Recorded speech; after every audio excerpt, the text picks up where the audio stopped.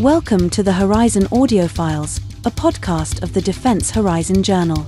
The Defense Horizon Journal is a professional and academic journal that features essays, reports, and analyses covering geopolitics and law, security and defense policy, peace and conflict studies, applied military science, as well as developments in weapons technology. For more information, go to www.tdhj.org. Episode number 7. How to Dismantle a Mental, Atomic, Bomb. By Vanessa Maria Landman and Bernard Shulyok. Information and Words as Weapons. The power of words is undeniable.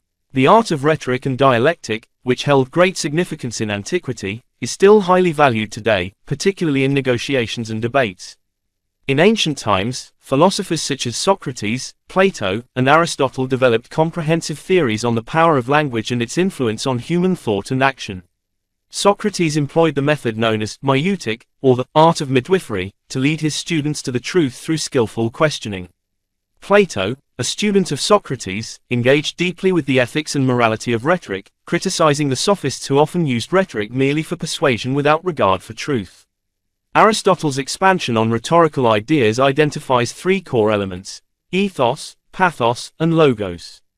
These elements are integral to effective persuasion. Ethos refers to the credibility of the speaker. Aristotle emphasized that a speaker must appear knowledgeable and trustworthy to be persuasive. This involves not just the content of the speech but the speaker's character and reputation as perceived by the audience. Pathos, on the other hand, involves appealing to the emotions of the audience. Aristotle understood that emotional engagement can significantly influence an audience's reception of the message. This can be achieved through storytelling, vivid language, and the speaker's own emotional expression. Logos, finally, pertains to the logical structure of the argument.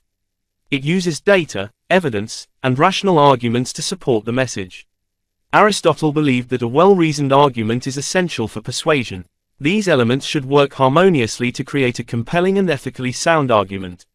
The semiotic triangle and the power of words. The semiotic triangle is a useful model for understanding the dynamics of language. It illustrates how words, symbols, refer to concepts, thoughts, and actual objects or events, reference. For example, when talking about battle, one has a word, symbol, an idea of a battle, concept, and the actual action or situation of a battle, referent. This model explains why words are so powerful. They influence human thinking, emotions, and perception of reality.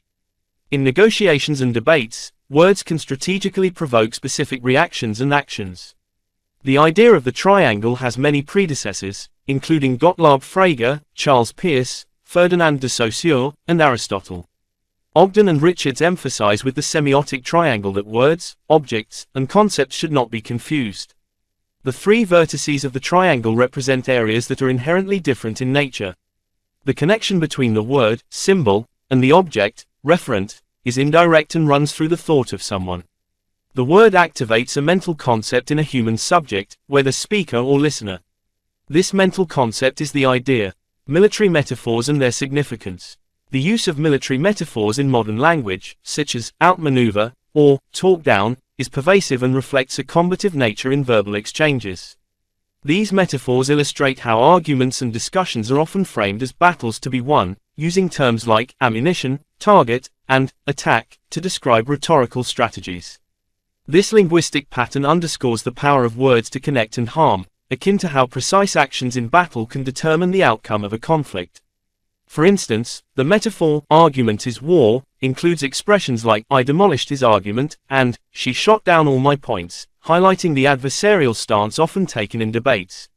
Similarly, phrases like, marketing is war, or, medical progress is a battle, indicate how various domains adopt combative language to describe efforts and challenges, emphasizing struggle and victory. Language possesses the power to connect, heal or wound, similar to needles, and, therefore, has a dual capacity that must be used with care. Understanding these metaphorical frameworks can provide insights into how language shapes our perception of interactions and conflicts, and why it is crucial to use such powerful tools thoughtfully and responsibly. Emotional and psychological effects. Words can trigger immediate and powerful emotional reactions that affect both self-esteem and perception. These verbal injuries cause instant pain, evoke negative emotions, and attack human sense of self-worth.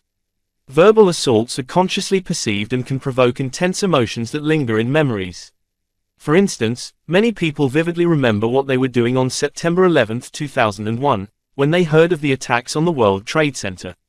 These poignant memories exemplify how emotional events become deeply embedded in our memory. A metaphor for cognitive resilience. The Heimlich maneuver, named after its inventor, American physician Henry J. Heimlich, 1920–2016, saves lives by expelling foreign objects from the windpipe, thereby ensuring survival. This physical maneuver illustrates the critical importance of targeted external intervention in acute danger situations. Applied to the psychological realm, the Heimlich maneuver also symbolizes the capacity for cognitive resilience, the ability to recover from emotional injuries and think clearly. Much like the physical maneuver requires direct, external assistance to be effective, the mental Heimlich maneuver often necessitates support or an overarching perspective. In stressful situations, it is essential to seek help or to approach the situation from a broader viewpoint to find alternative solutions and better cope with challenges. Instinctive and reflective. Verbal injuries can trigger immediate biochemical reactions that impair human rational thinking. This phenomenon is reminiscent of the fog of war, a concept introduced by Carl von Clausewitz, symbolizing the unknown and uncertain in war, often leading to hesitant action. In such moments, thoughts become blurred because it is unclear what intentions the opponent might have. However, with technological advancements, particularly in intelligence gathering, the battlefield seems to be more transparent. On the one hand, movements and power shifts can be detected early on, and troop deployments can no longer be kept secret. On the other hand, the bombardment of information has created a different fog, making it more difficult to discern the facts. Despite these technological advances, emotional and psychological impacts persist, as they cannot always be immediately mitigated by clear information. Instinctive behavior and cognitive strategies. The Heimlich maneuver is particularly effective in moments requiring instinctive action during acute danger. Evolutionarily, humans respond to abrupt changes in their environment, whether physical or verbal, with flight, fight, or even freeze reactions for camouflage. However, these instinctive responses can block rational thinking and action. Each individual develops a unique worldview, filtering information according to personal values and norms, and tends to amplify desired information while blocking out the unwanted. This selective perception influences our behavior and makes us susceptible to the cognitive strategies of others who attempt to manipulate this perception. Obvious threats can often be quickly and effectively countered through simple defensive behavior. However, insidious, less clear and immediate threats require deeper understanding and reflective action. Recognizing subtle threats, engaging in self-reflection, and raising awareness is crucial for responding appropriately and finding the right solutions. Subtle change through cognitive biases. While the Heimlich maneuver is a useful technique for eliminating acute threats and mental blockages, effectively diffusing a mental bomb, the question arises of how to deal with subtle, unconscious changes that occur slowly and continuously. Such changes can influence humans over a prolonged period, altering behavior and attitudes imperceptibly without awareness. The ultimate goal of such subtle influence is to shape beliefs and behaviors in a specific direction. This type of influence is particularly insidious because it relies on human understanding of cognitive processes. Cognitive biases can manipulate our judgment and decision-making. Therefore, it is crucial to be aware of these biases and to reduce judgment errors to improve the quality and speed of our decisions. Recognizing and addressing cognitive biases involves self-awareness and critical thinking. By actively questioning assumptions and seeking diverse perspectives, one can mitigate the impact of these biases. Additionally, fostering an environment that encourages open dialogue and critical analysis can help us remain vigilant against subtle manipulations. This proactive approach enables us to maintain greater control over our cognitive processes and make more informed, objective decisions. Cognitive biases and the assassination attempt on Donald Trump. The assassination attempt on Donald Trump can illustrate various cognitive biases that influence the perception and interpretation of events. The confirmation bias strengthens the tendency to seek, interpret, and remember information that aligns with one's pre-existing beliefs. For example, individuals with a positive or negative view of Donald Trump are likely to evaluate reports of an assassination attempt on him according to their bias.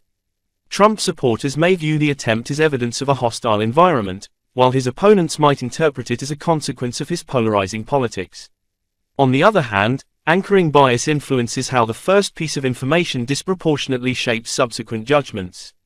If the initial reports about the assassination attempt were dramatic or sensational, later, more detailed reports may receive less attention or weight. Meanwhile, the availability heuristic plays a role in how people assess the likelihood of events based on how easily examples come to mind.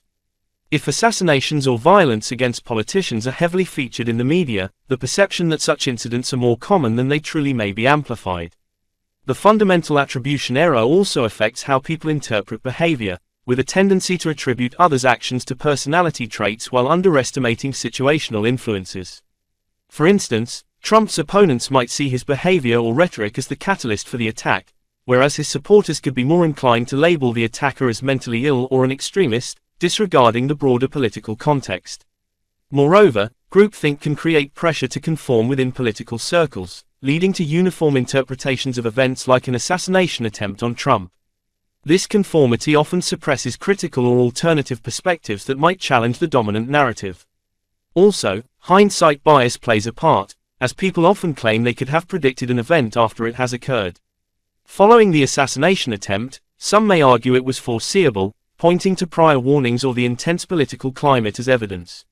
Finally, don't let us forget negativity bias, which emphasizes how negative events carry a stronger impact on perception than positive ones. The assassination attempt on Trump generated widespread media attention and public reaction, heightening the perception of danger and instability surrounding the event. These cognitive biases illustrate how complex and often distorted human perception and interpretation of events like an assassination attempt can be. They influence not only individual opinions but also public debate and political reactions. Therefore, it is crucial to be aware of these biases and to minimize judgment errors to improve the quality and speed of decision-making. Another example that illustrates cognitive biases affecting security personnel, specifically bodyguards, is the assassination attempt on Oscar Lafontaine by Adelheid Streidel on April 25, 1990, at the Mülheim City Hall in Cologne, Germany. A woman who appeared to be an admirer approached Lafontaine and the North Rhine-Westphalia minister President Johannes Rau after a political rally. She presented each of them with a bouquet of flowers and extended a notebook to Lafontaine. While the SPD politician searched for a pen, she stabbed him in the neck with a 30 centimeters long butcher's knife. The bodyguards were misled and failed to recognize the potential danger. This failure could be attributed to the following causes. One factor is the underestimation of the threat. Due to the influence of normalization bias and optimism bias, the security personnel may have assessed the likelihood of an attack as low, leading them to overlook the need for more stringent precautions. Another issue involves inadequate attention to warning signs. Confirmation bias may have caused them to disregard potential indicators of danger, especially if these signs did not align with their existing security framework. A third challenge is the failure to adapt to new information. The anchoring heuristic could have made it difficult for them to adjust their security measures in light of evolving circumstances, resulting in a rigid and inappropriate strategy. Finally, a false sense of security may have developed.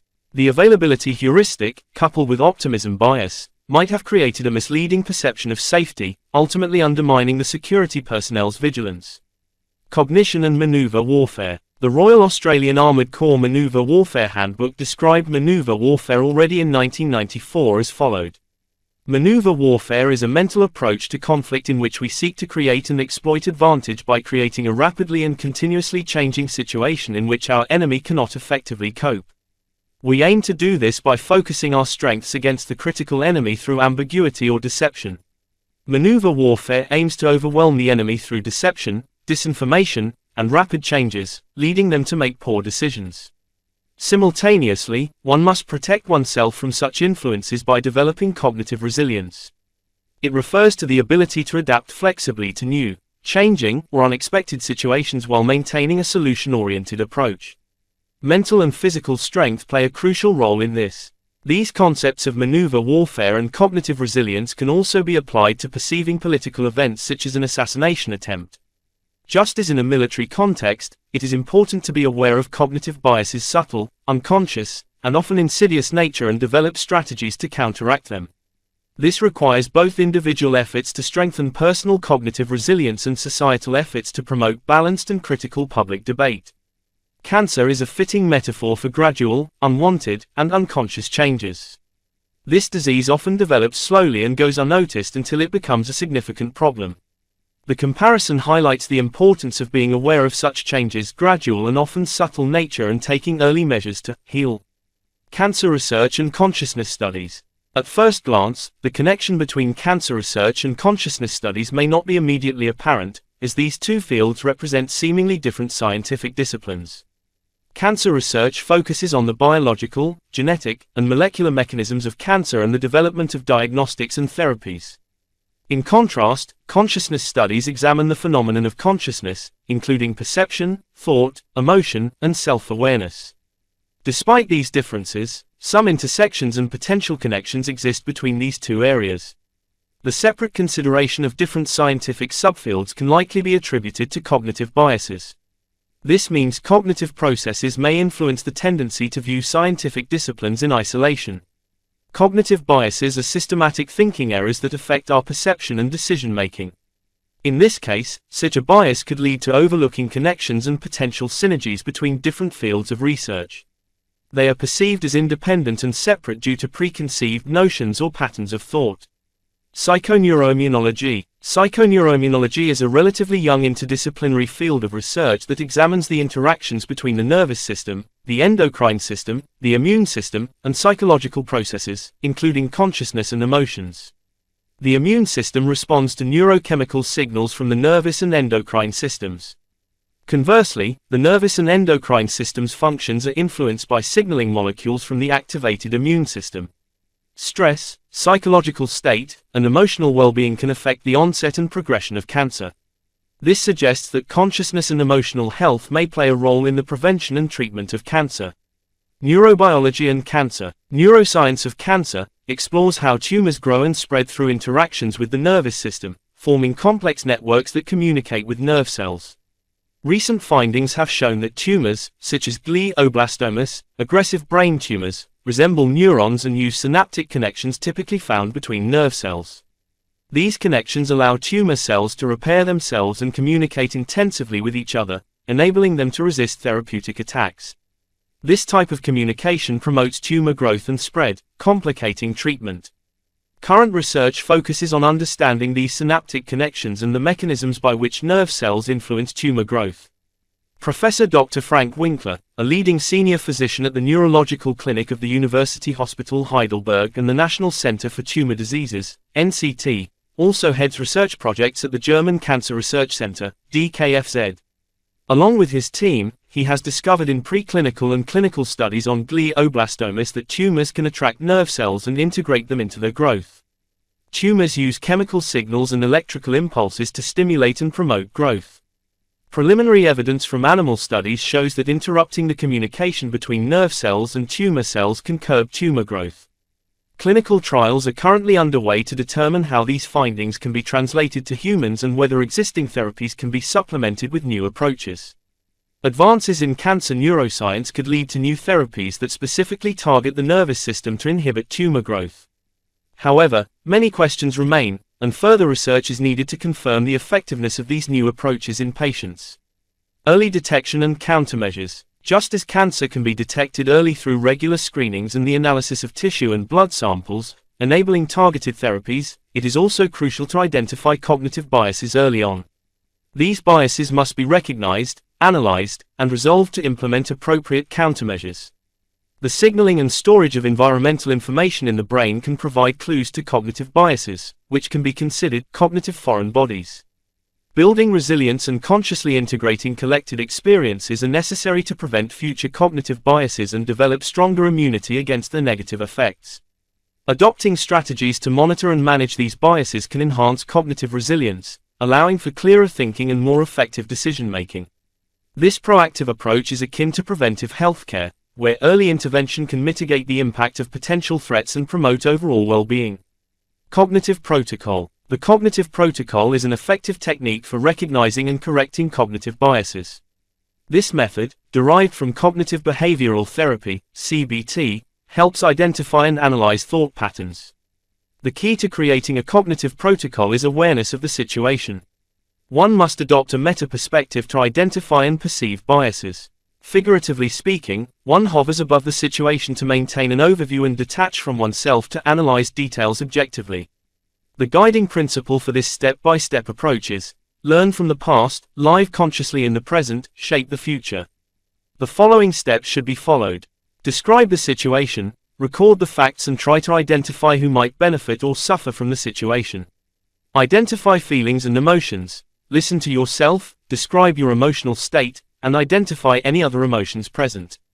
Capture automatic thoughts. Gain distance from the situation, note the spontaneous thoughts that come to mind, and identify them.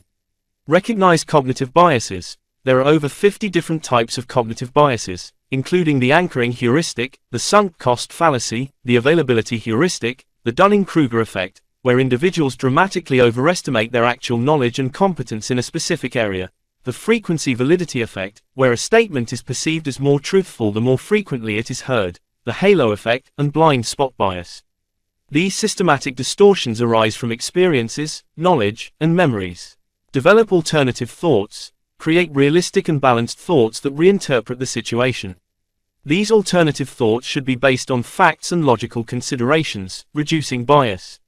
Evaluate feelings after thought change. After developing alternative thoughts, reassess your emotions. Compare the intensity of your emotions before and after changing your thoughts. Self-reflection, assessing one's position in the world and relationship with it. Scrutinize and relativize worldviews in detail. Thus, a cognitive protocol is an effective technique for becoming aware of and correcting cognitive biases. Systematically identifying and revising automatic thoughts can lead to more realistic thinking in the long term. Building cognitive resilience, a holistic defense against cognitive warfare. Adopting a holistic approach is essential to comprehensively shielding oneself against an opponent's cognitive warfare. This approach not only involves recognizing and correcting cognitive biases but also enhancing emotional and mental resilience. Building such resilience fosters flexible, solution-oriented responses to new, changing, or unexpected situations. Several key measures should be implemented to address cognitive biases and develop long-term cognitive resilience. These measures include developing resilient systems by implementing redundant and diverse communication and information systems. Additionally, cognitive training programs can strengthen cognitive abilities and critical thinking. Finally, simulations and exercises can prepare for cognitive attacks and testing responsiveness. As part of holistic approaches to addressing cognitive biases, two models are presented below: Albert Ellis's ABCD model and the Comprehensive Cognitive Octagon Model. Copyright, developed by Vanessa Maria Landman. The ABC-D model. In the mid-20th century, Albert Ellis developed the ABC model, Fig. 2, to explain the emergence of emotions and behaviors. He recognized that a crucial step occurs between an event and the resulting emotion, the assessment. A. Activating event, the initial event or situation that triggers an emotional response. B. Beliefs, the thoughts or beliefs about the activating event. These can be rational or irrational. C. Consequences, the emotional and behavioral outcomes following the beliefs. An irrational belief may lead to anxiety and avoidance behaviors. Ellis demonstrated that human feelings are not determined by the event itself but by the evaluation of it. This insight offers a point of change. By consciously or unconsciously reassessing, one can influence emotions and reactions. For therapeutic purposes, Ellis added steps D and E to the ABC model to better identify and analyze cognitive distortions. The ABCD model, an extension of Albert Ellis's original ABC model, is central to rational emotive behavior therapy, REBET. This model aids in cognitive restructuring by illustrating how thoughts influence emotions and behaviors.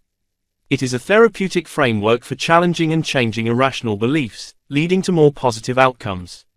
D. Dispute. This step involves questioning and challenging irrational beliefs. E. Effect. This represents the development of new, rational beliefs and the subsequent emotional and behavioral changes. As irrational beliefs are replaced with rational ones, the individual may feel more confident and less anxious. The Cognitive Octagon Model. The Cognitive Octagon Model, developed by Vanessa Maria Landman, offers a comprehensive, holistic approach to detecting and analyzing cognitive biases, as well as developing alternative solutions and achieving metacognition and cognitive resilience.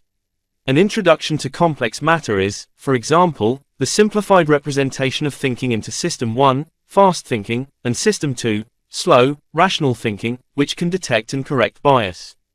The cognitive octagon model underscores the importance of metacognition, specifically, planning, monitoring, and reflecting on one's thinking, to effectively implement these corrections, making the metacognition system relevant. The model consists of an outer and an inner part. The outer 8 points provide an initial orientation, creating distance from the information. The description of the points starts from the top and moves clockwise, but you can start anywhere. Information classification, distinguishing the degree of confidentiality, public, confidential, secret, top secret, information location, geographical coordinates related to the information's location, information content, the specific content of the information purpose, the goal or desired outcome of the information source, the origin of the information direction, the direction in which the information impacts, internally, e.g., domestic population, externally, e.g., internationally, information beneficiaries, the individuals or groups who benefit from the information, cui bono, and finally, information nature, the emotional assessment of the information, negative or positive. Inside the model, 4 lines connect the following opposing points. The description is starting from the top and moving clockwise, but you can start anywhere.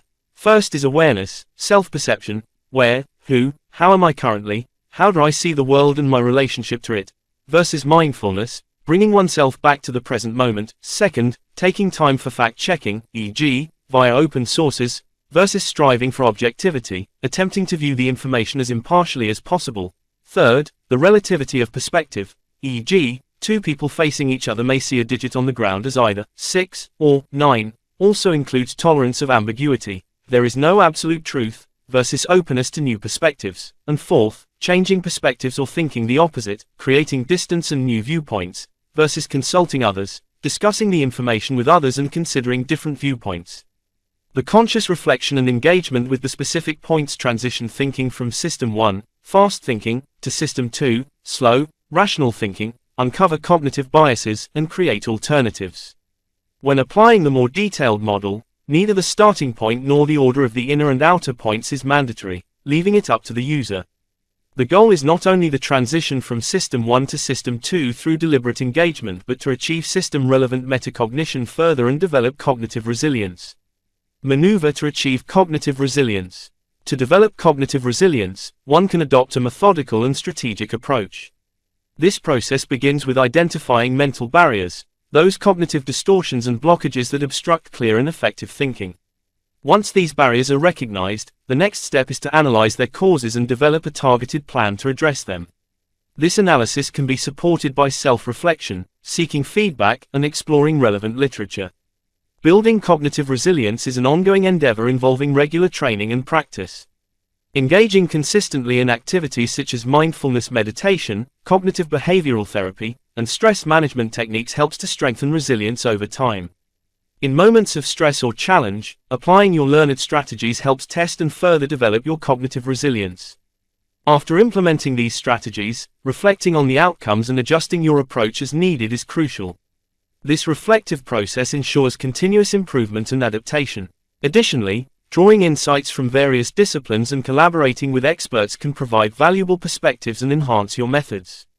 By systematically following this approach, you can fortify your cognitive resilience, manage mental challenges more easily, and enhance your ability to act confidently and effectively in both personal and professional settings. In doing so, you can effectively diffuse the mental bombs that arise, leading to a more stable and resilient mindset. By systematically executing this maneuver, cognitive resilience can be sustainably strengthened, and mental bombs can be diffused. This enables more effective and confident actions in both personal and professional life. Authors: Vanessa Maria Landman, former Close Protection Officer, Task Force Cobra, Police Tactical Unit, experienced in numerous fields of economy and law enforcement such as anti-terror, crowd and riot control, immigration police, and detention center. Interests: consciousness research, information management, developing techniques for mental resilience and capabilities. Bernard Shulyok, research interests, security policy, military capability development, earlier publications, 3 handbooks and numerous individual articles in the journal, Truppendienst, an online journal, the Defense Horizon Journal, National Director of the Multinational Platform Military Capability Development Campaign, MCDC, academic field, Military Sciences. The views contained in this article are the authors alone and do not represent the views of the Austrian Federal Ministry of Defense. This was the Horizon Audiofiles, a podcast of the Defense Horizon Journal.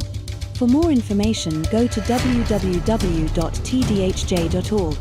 Thank you for listening.